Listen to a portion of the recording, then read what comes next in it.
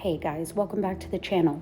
Today we've got that vintage Shasta that I built for the campground area for our USTE diorama, and this is going to be a little bit different. It's not really a how-to video, it's more of just a really cool time lapse on exactly how I did that. So let's get started.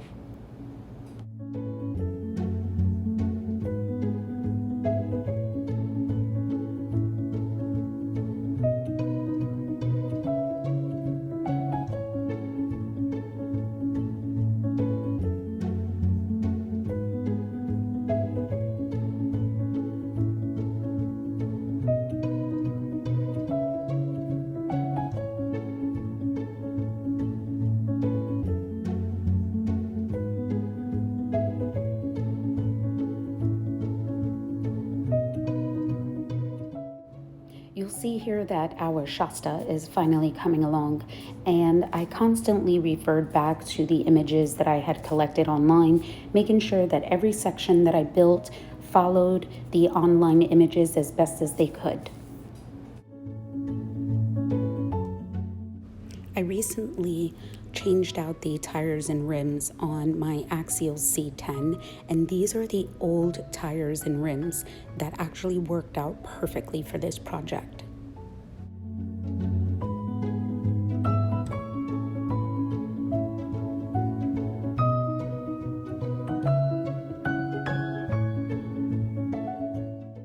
Now it's time for us to get started on the roof section. Originally, I was going to do one long piece, but then later on decided that it would be a lot easier to work it if the roof was cut into 3 sections.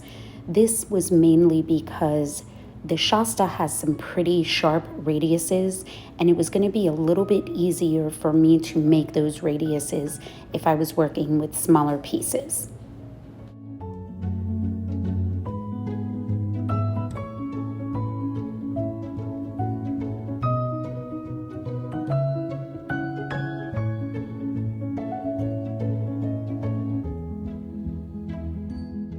Because the cardboard we were using was pretty thin, I decided to cut up a few cleats.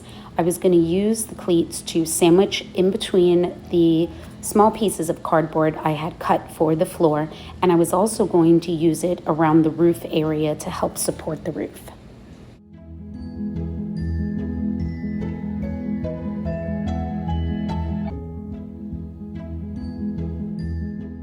Now it was time to cut the floor sections, which actually were cut into 2 separate pieces.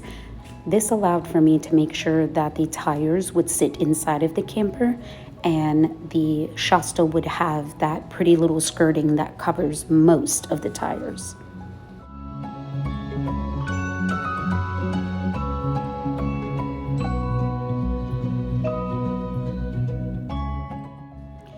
First, we went ahead and attached the cleats to both the right and the left-hand side, and then I would take those 2 floor sections and sandwich them in between the cleats.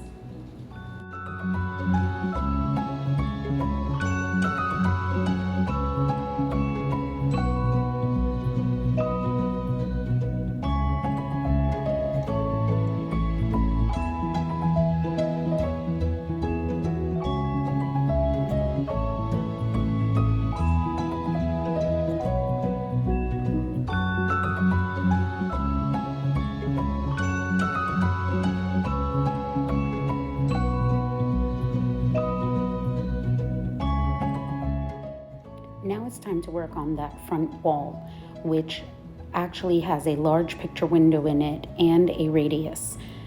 So I decided to score a couple of lines into the cardboard on the inside. This way I would be able to bend the cardboard a little bit easier as I went around that radius.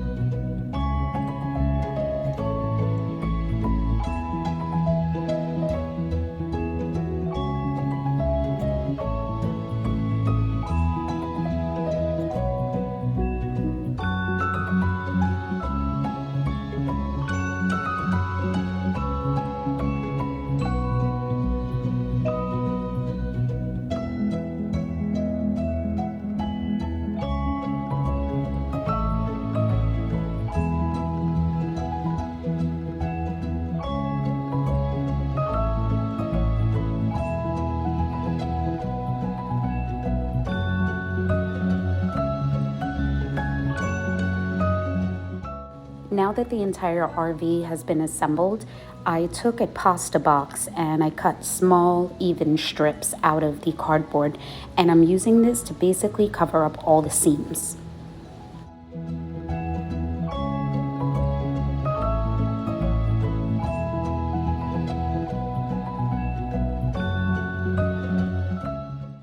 For the bumper, I decided to use a piece of 1/4 inch by 1/4 inch doweling that I found at the local hobby shop. I used a couple of support pieces to hold it up and then painted it.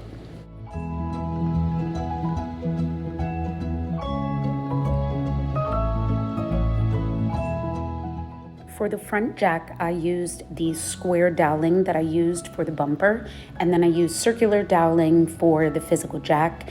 And I ended up using cardboard to create that small plate that the jack sits in.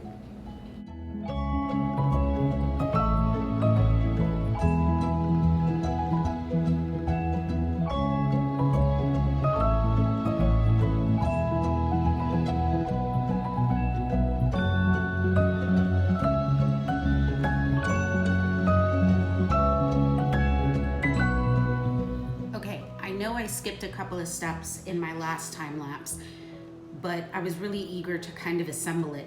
It's kind of obvious what I did. I went ahead and I attached the tongue to the front of the trailer. I built an axle to go in between the wheels. Originally, I was going to mount them directly to the sidewalls, but I thought it would look better if they were kind of inset. I went ahead and I attached the bumper. This is what it kind of looks like from the bottom. The bumper has some foam cord that supports it so that it's level to the bottom. I had to do a buildup here on the bottom for the tongue as well. And now what I'm doing is I'm cutting the little tiny window trim pieces so that we can get these windows trimmed out, and then everything is going to get another coat of paint.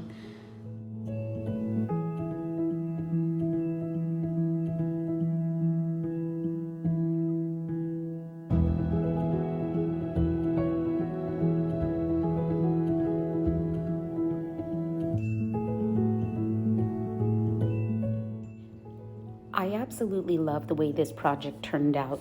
What took the most amount of time were all of these fine details, including the door handles, the luggage compartment, the glass louvered windows, the propane tank that I distressed, the leveling blocks that go below the tires, and all of the fine details that we put into this. If you haven't had a chance to like and subscribe, please do so. We have several videos coming out in this same series.